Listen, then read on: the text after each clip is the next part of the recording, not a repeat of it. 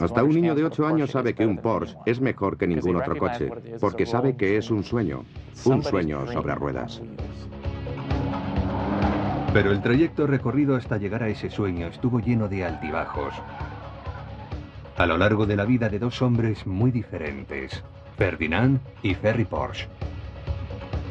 Padre e hijo. Mi padre consiguió su objetivo a base de sensibilidad y comprensión, porque mi abuelo tenía muy mal genio.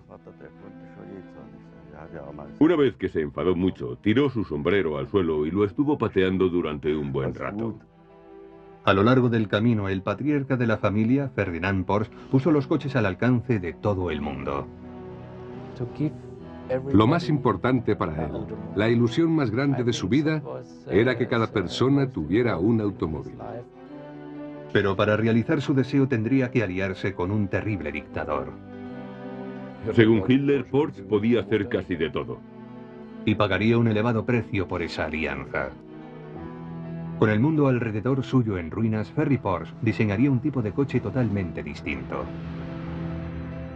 El mismo vehículo que un domingo gana una carrera con el Porsche Club, el lunes por la mañana lleva a los niños al colegio.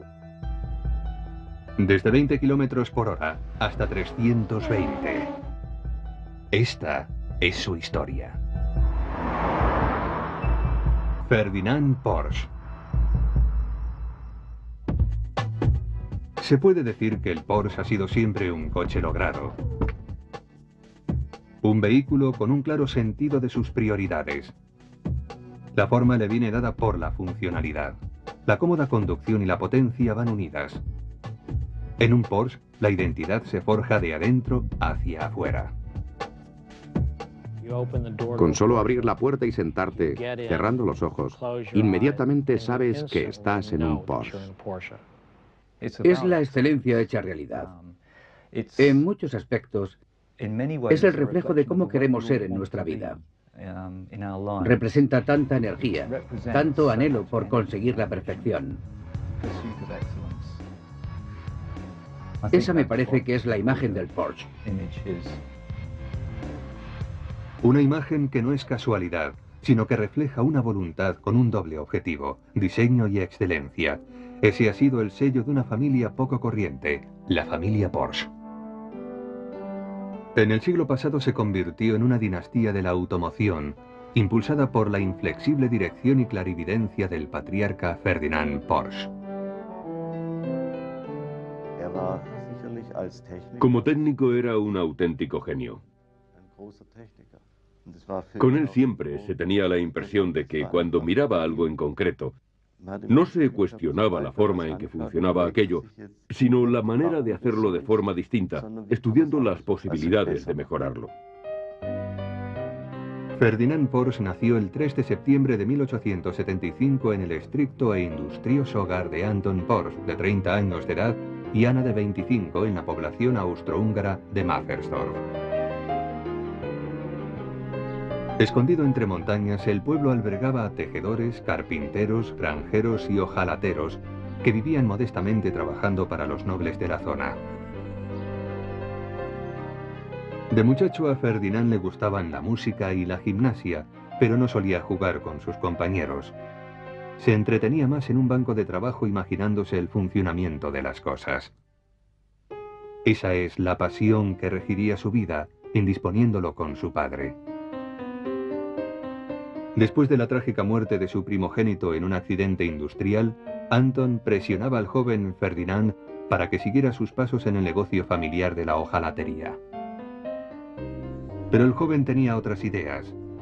La proximidad de Mafferstorf, tanto de Viena como de Praga, le facilitaba el acceso a una interesantísima nueva tecnología, la electricidad. El espíritu consecuente y decidido de Ferdinand le hizo ignorar los planes de su padre, empezando a experimentar con baterías en el taller de la familia. Su padre se enojó mucho. Le dijo, no quiero ver nada de esto, deshazte de ello. Porsche obedeció, llevándoselo a la buhardilla. Y cuando su padre lo descubrió, subió y lo pateó destrozándolo todo.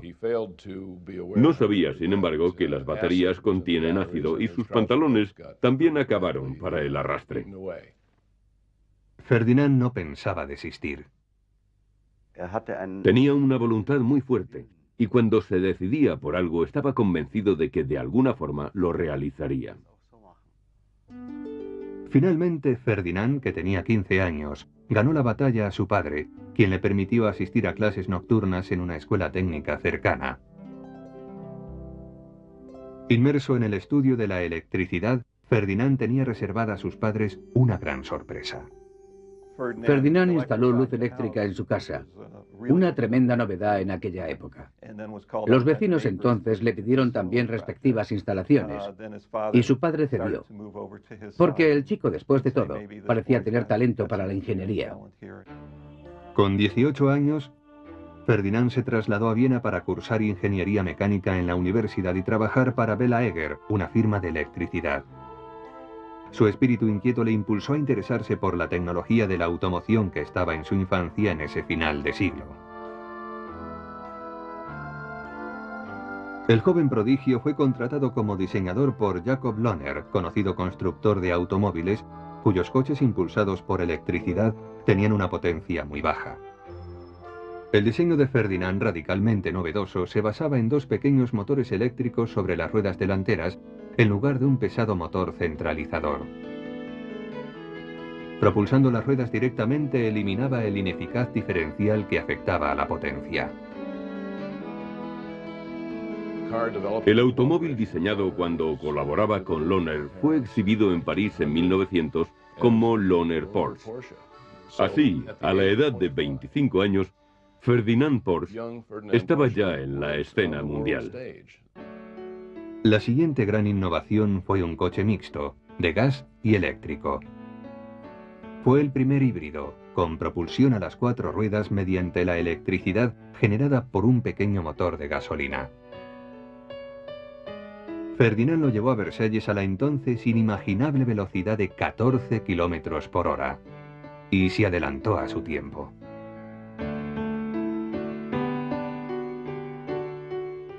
Todavía hay un tren diésel eléctrico que utiliza este sistema. Para el abuelo era importante trabajar en cosas que a los demás les parecían difíciles o imposibles de resolver. Él, en cambio, demostraba que eso no era así, que sirviéndose de la técnica se podía encontrar la solución adecuada. Cuando vivía en Viena, Ferdinand conoció a una bibliotecaria, Aloysia Johanna Kaes, una mujer independiente que quedó fascinada por la pasión de Ferdinand por los automóviles y lo acompañó en un coche mixto hasta Mafferstorf para visitar a sus padres. Aunque Anton, el padre, encontró a Aloysia demasiado flaca, la voluntad de Ferdinand se impuso de nuevo. Los jóvenes contrajeron matrimonio el 17 de octubre de 1903.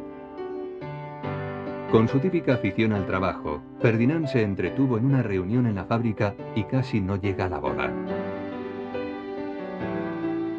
La carrera de Ferdinand estaba a punto de sufrir uno de sus muchos altibajos. Jacob Lohner no estaba nada contento con su despilfarrador ingeniero. Lohner vio que, a pesar de los experimentos de Porsche, no se vendían muchos vehículos.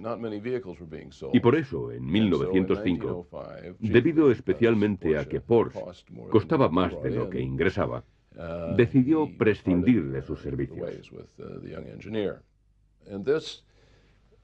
Debemos admitir que ese fue una especie de leitmotiv en la carrera de Porsche. Con una mujer a quien mantener y una hija pequeña, Louise, que nació en 1904, Ferdinand Porsche, a sus 31 años, no debía estar desocupado durante mucho tiempo. En 1906 consiguió un magnífico puesto como director técnico de una de las más importantes empresas austríacas del automóvil, la Austro-Daimler. Audaz y belicoso, Ferdinand corría hacia la cima de la industria automovilística, pero el destino le obligó a aminorar la marcha.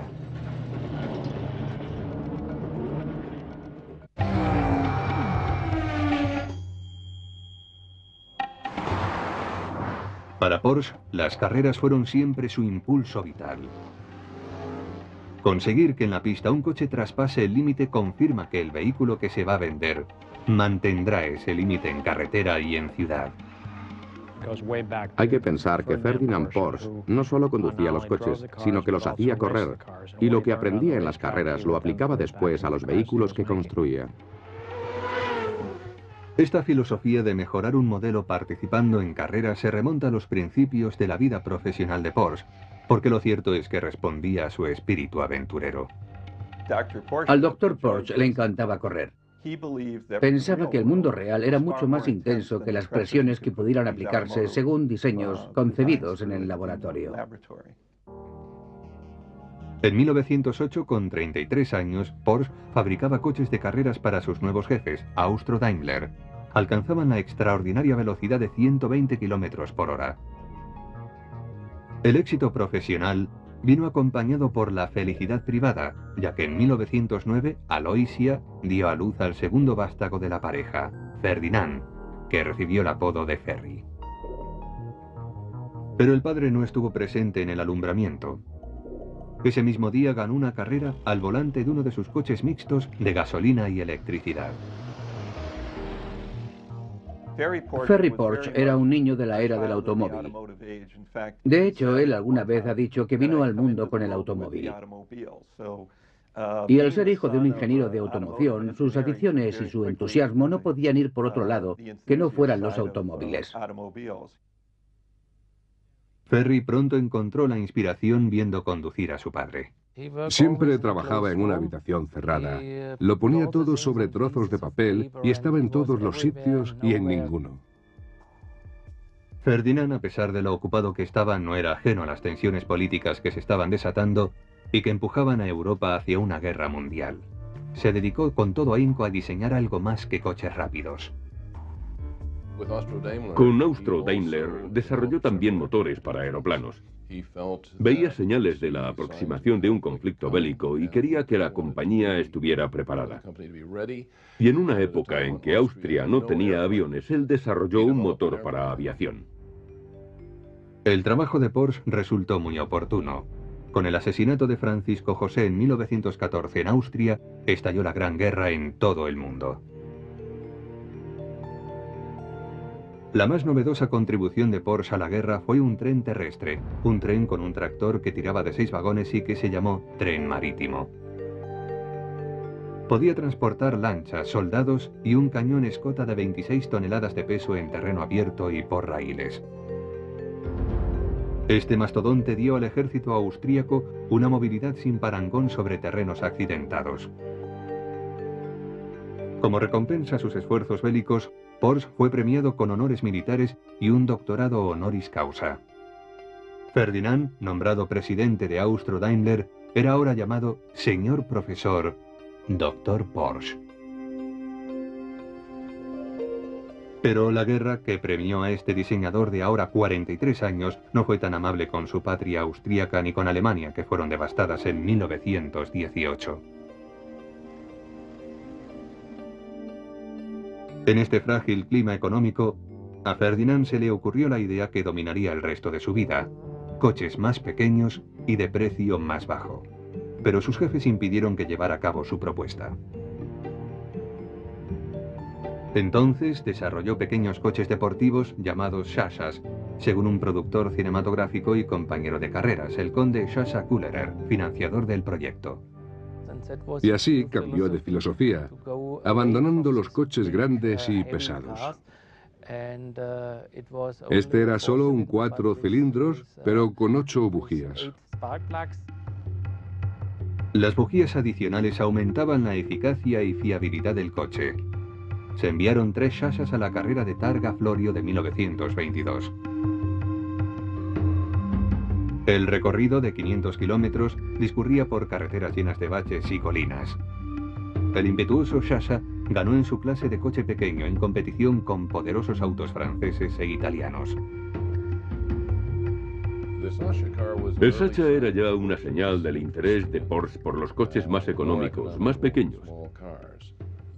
El problema con los coches pequeños, sin embargo, es que un coche pequeño implica un precio pequeño.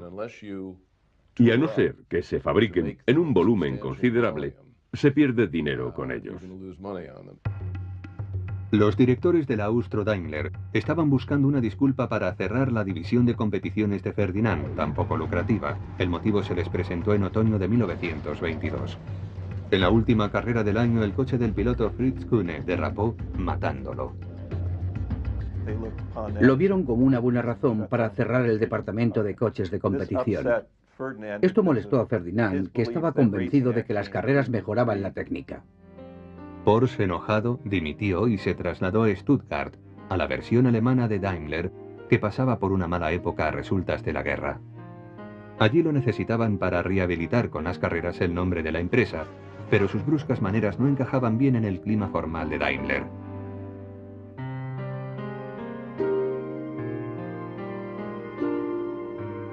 A pesar del choque de estilos, Porsche desarrolló con éxito varias líneas de coches de 6 cilindros. Los Mercedes S, SS, SSK y SSKL.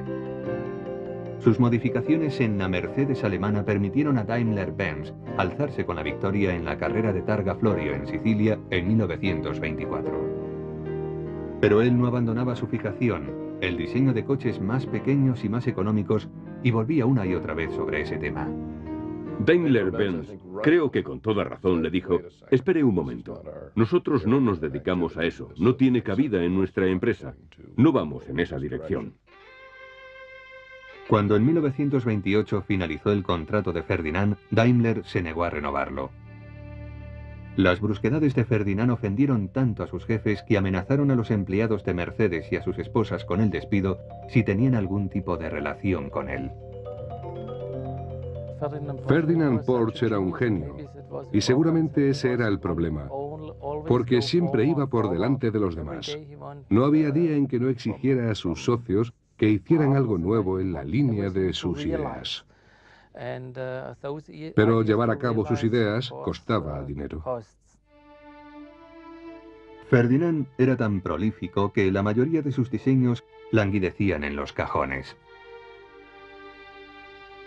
El inquieto ingeniero, a sus 55 años, anunció en 1930 su intención de abrir su propia empresa sin saber que la realización de su proyecto más soñado, un coche popular, le pondría en contacto con el más odiado déspota de Europa.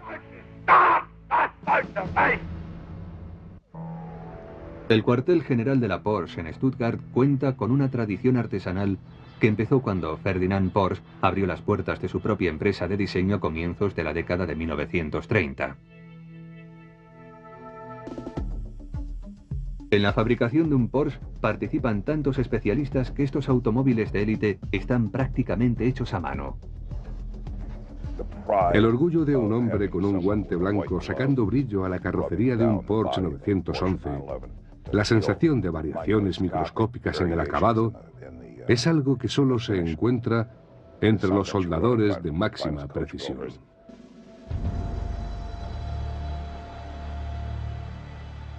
La empresa Porsche todavía exhibe el perfeccionismo del hombre que inspiró su primer automóvil, Ferdinand Porsche. Pero el carácter intransigente de este hombre volvía locos a sus empleados. En 1931, Ferdinand había pasado a sus 56 años 3 décadas trabajando para algunas de las empresas más conocidas de la industria automovilística europea. Y sin embargo, su insatisfacción crecía con el paso de los años. Había llegado el momento de establecerse por su cuenta. Los genios siempre tienen problemas con la gente y con sus jefes.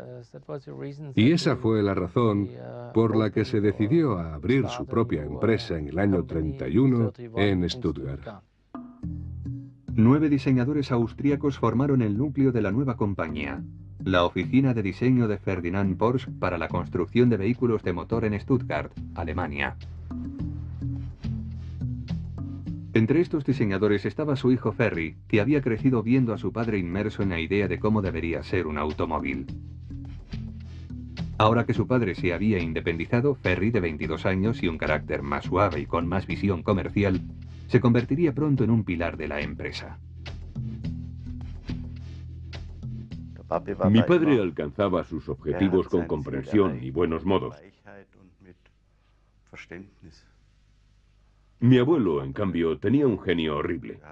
Una vez que se enfadó, tiró su sombrero al suelo y lo estuvo pateando durante un buen rato. Con ese carácter tan fuerte, convirtió su propio negocio en una lucha desde el comienzo. Creo que Ferdinand Porsche era una persona aprisionada dentro de sus propias ideas.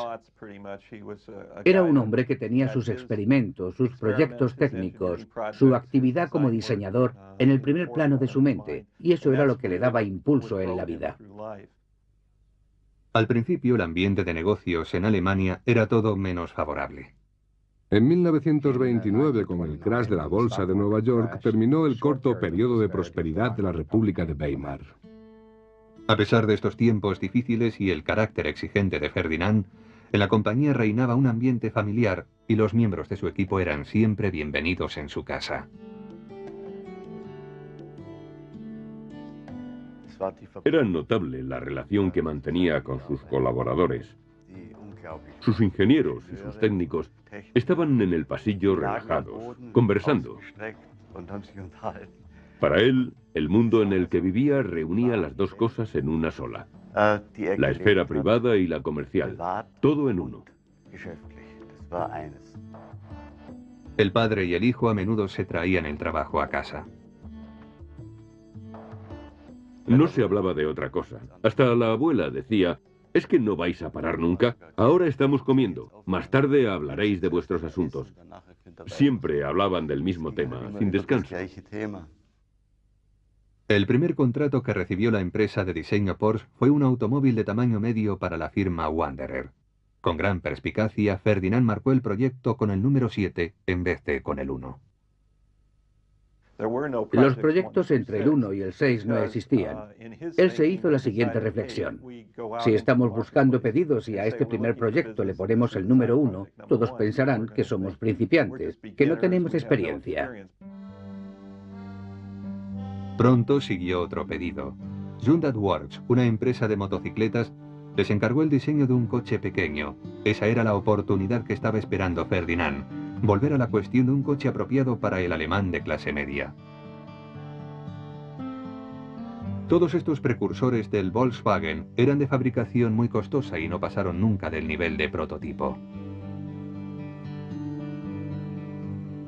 Él no era de los que dicen que algo es imposible. Además, eso le habría espantado a los clientes. Así que estos nunca sabían lo que iba a costar la fabricación.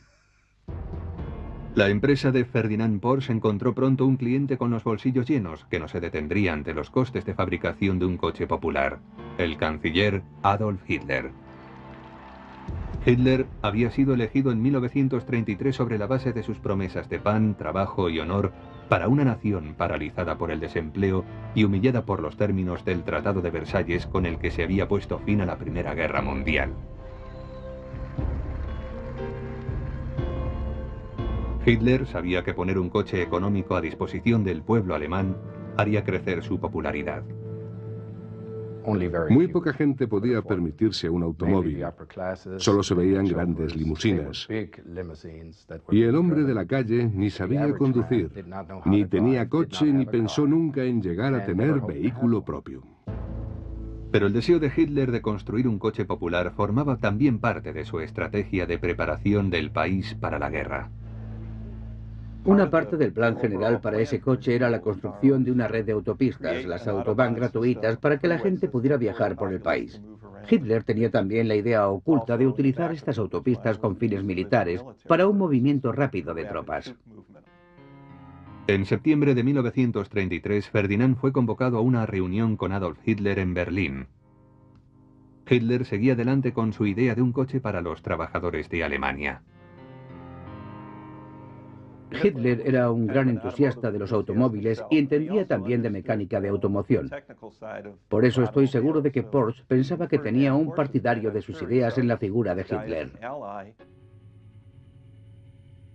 Hitler comunicó a Porsche su concepto sobre el diseño del coche, entre otras cosas, tracción a las 4 ruedas y motor refrigerado por aire. Nada de esto sorprendió al veterano ingeniero hasta que Hitler mencionó el precio de venta previsto: 900 marcos. El equivalente a $360, una cifra imposible por lo reducida. Aún consciente de este precio de venta tan poco realista, Ferdinand estaba dispuesto a hacer negocios con un hombre que había utilizado el odio y la violencia para su subida al poder. Porsche pagaría cara esta alianza.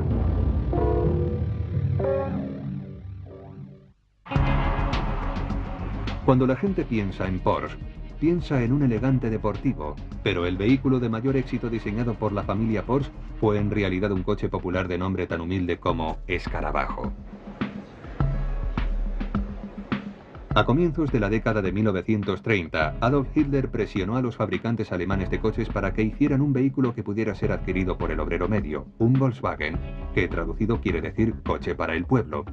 A los fabricantes no les entusiasmó esta idea por ser poco rentable.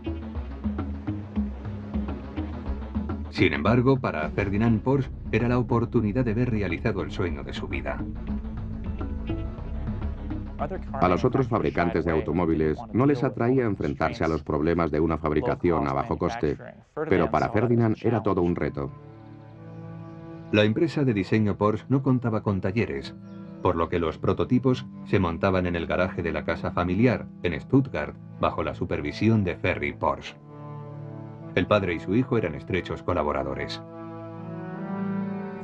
Ferry se encargaba de la organización y de probar los prototipos, y Ferdinand era la cabeza, siempre detrás de Ferry y controlando los resultados. Ferdinand comprendió que con el fin de reducir el precio hasta el objetivo de Hitler, sería necesario masificar la producción.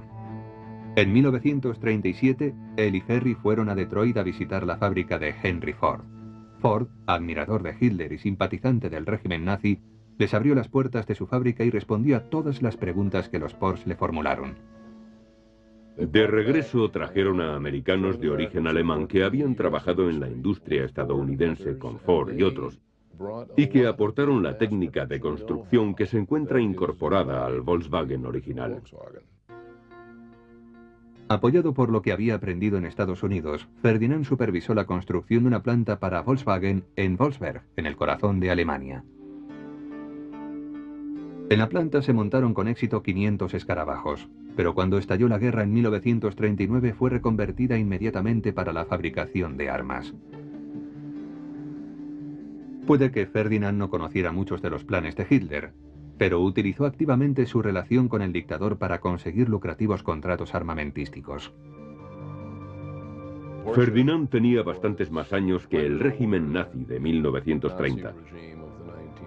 Más tarde, Ferry, hablando de la relación entre su padre y Hitler, dijo: «Era como si mi padre fuera el padre de Hitler». Probablemente solo había media docena de personas en el Tercer Reich que se atrevieran a decirle a Hitler lo que pensaban, y mi padre fue una de ellas. Nunca dijo eso de Heil Hitler, sino que lo saludaba diciéndole simplemente «Buenos días, señor Hitler». Se sentía por encima de él, pero seguramente tampoco se habría preocupado en caso contrario. No creo que nadie se atreviera a hacer otro tanto. Bajo la supervisión de Ferdinand y Ferry, la fábrica de Wolfsberg produjo efectivos de guerra en gran variedad. A instancias de Ferry, el diseño del Volkswagen fue modificado para la fabricación de un todoterreno, el Kübelwagen, que se transformó también en un modelo anfibio, el Schwinwagen. Y el general Rommel viajó para felicitar a Porsche por lo bien que funcionaba el Kübelwagen, por lo fácilmente que corría sobre la arena de los desiertos del norte de África. Le dijo que era un gran vehículo para el ejército, bueno y fiable. En la fábrica se estaban desarrollando el todoterreno, el coche anfibio y había en marcha proyectos de tanques. Los aliados estaban al tanto. Y por eso era tan peligroso que la familia continuara viviendo en Stuttgart. En 1944, los aliados que estaban informados de las aventuras militares de Ferdinand Porsche empezaron a bombardear la fábrica con regularidad. Pero hasta los bombardeos fascinaban al cerebro investigador que llevaba dentro de sí. Cuando se producía un bombardeo, salía al jardín con unos prismáticos para observar los aviones. Quería vivir esa experiencia. Quería participar siempre en todo lo que le rodeaba. Para escapar de las bombas, las oficinas de diseño de Porsche fueron trasladadas a un viejo molino de la lejana ciudad de Gmünd, en los Alpes austríacos. Después de la derrota de Alemania, el equipo de Porsche dio un giro. Trabajaron con las fuerzas de ocupación, con los aliados, reparando Kubelswagens y Schwingwagens. El proyecto del coche popular parecía condenado en un país que no podía alimentarse a sí mismo. Pero justo cuando parecía que las cosas no podían ir a peor, Ferdinand fue arrestado por las autoridades francesas por proceder erróneo en tiempos de guerra. Aunque en las fábricas de Porsche habían trabajado prisioneros de guerra, los franceses estaban más interesados en obligar a Ferdinand a que colaborara diseñando un coche popular francés. Tenía 70 años y pasó 20 meses en unos antiguos calabozos de Dijon. Las condiciones eran pésimas y su salud empezó a resentirse. Paradójicamente, mientras Ferdinand estaba en prisión, empezaron a salir nuevamente coches Volkswagen de las líneas de producción de la destrozada fábrica de Wolfsberg bajo la supervisión de las fuerzas británicas. Los aliados vieron que tenían que dar trabajo al pueblo y no había suficientes puestos en el campo para que la gente pudiera dedicarse a la agricultura. Ferry y su hermana Louise pagaron 1 millón de francos a las autoridades francesas por la libertad de su padre. Cerca de cumplir 72 años y con poca salud, Ferdinand fue liberado el 1 de agosto de 1947. Cuando Ferdinand regresó de su encarcelamiento en Francia, se asombró muchísimo de encontrarse con los Volkswagen recorriendo las calles de Alemania. Se quedó estupefacto. Fue para él una sorpresa muy agradable. Pero había una sorpresa casi mayor esperándole. En ausencia de su padre, Ferry había diseñado un coche deportivo. Ferry Porsche era un hombre muy imaginativo, pero al lado de su padre, que tenía esa personalidad tan fuerte y que influía tanto en la vida familiar y en la profesional, Ferry no podía desarrollarse ni tener el merecido éxito. Por fin Ferry había abandonado la sombra de su padre. Su Porsche 356 tomó prestado del Volkswagen el chasis utilitario y el motor modificado, pero la línea deportiva y aerodinámica reflejaba la visión más refinada de Ferry sobre lo que podía ser un automóvil. Ferdinand se sintió orgulloso de la labor de su hijo y con toda razón.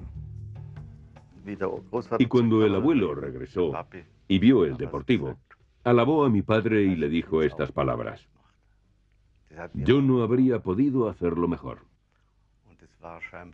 Mi padre me lo contó y era algo de lo que estaba sumamente orgulloso.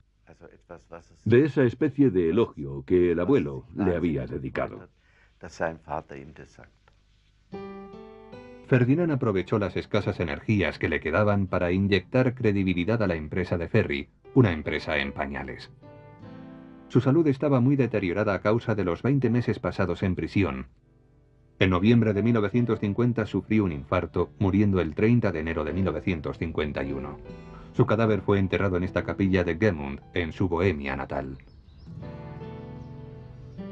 Aunque al final estaba muy enfermo y abatido por todo el tiempo que se le mantuvo encarcelado, yo creo que debió de morir contento por el hecho de haber visto realizado el sueño de su vida a través del trabajo de su hijo. Ferdinand Porsche fue el ingeniero de los ingenieros. Y su espíritu perdura en sus diseños, a la vez funcionales y elegantes. Ahora su hijo Ferry conquistará un sitio propio en la historia como consumado hombre de negocios que ha dado forma a la empresa que hizo famoso el nombre de la familia.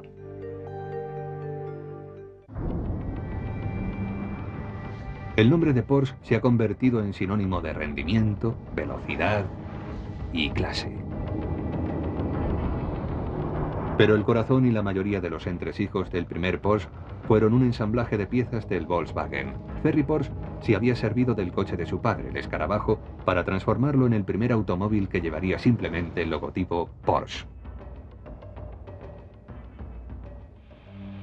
Al final de la guerra, Ferry había completado varios prototipos de Porsche, pero la época no era muy apropiada para introducir entre el público un coche deportivo. En 1945 las cosas estaban peor que en 1918 porque Alemania había sido bombardeada. El final de la guerra se había desarrollado en suelo alemán.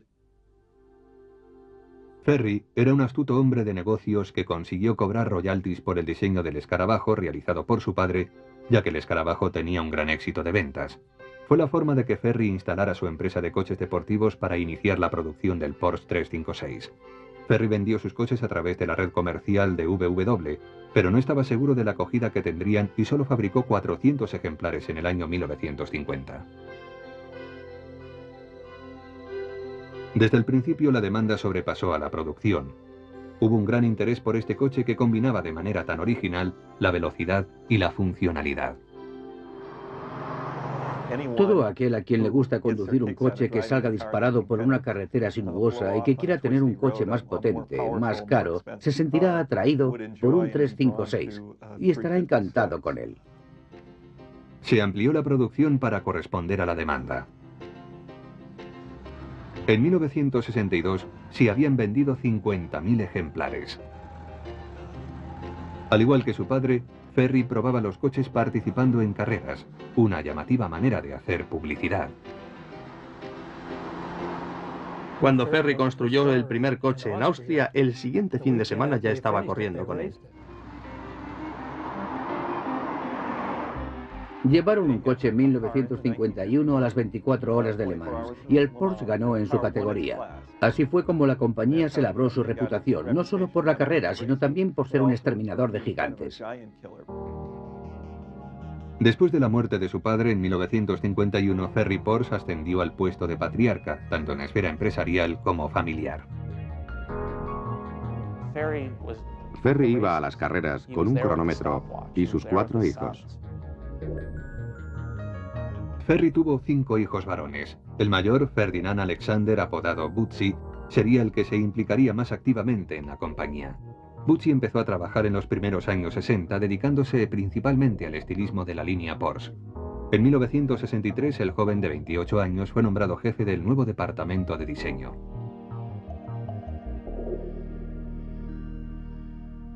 Esta época fue vital para la compañía. Ferry era consciente de que estaban entrando en punto muerto por su dependencia del 356, un coche cuyas características retrocedían en todos sus detalles hasta el Volkswagen de los años 30. Habían atacado con un gran éxito inicial. ¿Y ahora qué? Había que producir algo que siguiera diciendo al mundo, aquí está Porsche, pero avanzando 1 o 2 pasos en términos de diseño y mecánica. La responsabilidad de diseñar al sucesor del 356 recayó directamente en el primogénito de Ferry. Butzi puso todo su empeño en diseñar un coche que fuera nuevo y antiguo al mismo tiempo. Nuestro conocimiento del pasado constituye el suelo sobre el que se levanta el futuro. Y dependiendo de los nutrientes que recibe el suelo, así crecerá el futuro. Algunos de los puntos que tuvo en cuenta Butzi al diseñar el 911 fue el hecho de que, en cuanto a su estilo, tenía que tener la apariencia de un Porsche. Butzi dijo que la cara tenía que ser la típica de Porsche, es decir, el aspecto del 356. Así que se dedicó a crear una versión más estilizada de aquel para su proyecto del 911. Hicieron bien su trabajo. El diseño es clásico. Diseñaron un coche bonito a la vista y totalmente eficiente. Porsche desveló la potencia y el estilo del 911 en la Feria del Automóvil de Frankfurt de 1963.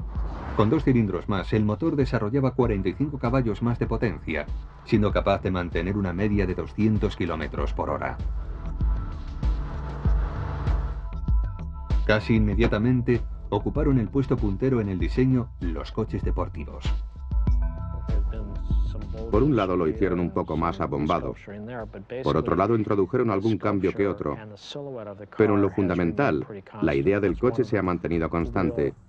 Y en eso consiste la verdadera personalidad de un Porsche, en que su forma sea tan fácilmente reconocible. El 911 potenció de nuevo el interés del público por los Porsche. En 1966 se vendieron 100.000 unidades. En busca de un sucesor, Ferry vio en el triunfo de Bucci con el 911 la clave para la dirección de los destinos de la empresa. Pero Bucci tenía un rival muy fuerte, su primo Ferdinand Piëch, una persona que daba mucho juego en el departamento técnico de la fábrica. En la forma de gerenciar la empresa había dos problemas. Uno eran los conflictos entre las dos ramas de la familia y otro, que era muy difícil conseguir personas con capacidad directiva suficiente, porque lo único que veían siempre era que trabajaban para el hijo del jefe. En 1972 se llegó al punto álgido y Ferry Porsche dijo, si ninguno de vosotros es capaz de dirigir la empresa, traeremos a otra persona que lo haga. Ferry Porsche era un jefe muy duro. De eso no hay duda, porque tomó algunas decisiones francamente difíciles. En 1972, Ferry se decidió a contratar a una serie de directores para que condujeran la empresa hacia el nuevo siglo. Esta estrategia soslayó las disputas familiares y consiguió hacer a Porsche más eficaz y más rentable. La sosegada presencia de Ferry fue importante hasta el final de su vida. Uno de los diseñadores de Porsche me dijo una vez que cuando Ferry entraba en el estudio y miraba lo que estaban haciendo, era un acontecimiento. Con un apretón de manos me daba ánimos para otros 6 meses. Seguro que en el año 1998 Ferry Porsche era un hombre muy feliz, sabiendo que la obra levantada por su padre y él mismo estaba en buenas manos. Con 88 años, Ferry Porsche falleció de muerte natural en la casa familiar de Zell am See. Fue un duro golpe para todos, porque se puede decir que era el padre de la empresa. Su muerte puso fin a una época de Porsche. Una empresa iniciada gracias a la imaginación de un hombre, su ingenio y su dirección. Pero yo creo que el desarrollo se debió no solo a él, sino a toda su familia. El legado de la familia Porsche se forjó en la técnica perfecta de Ferdinand Porsche y fue popularizado modelo tras modelo por su hijo Ferry.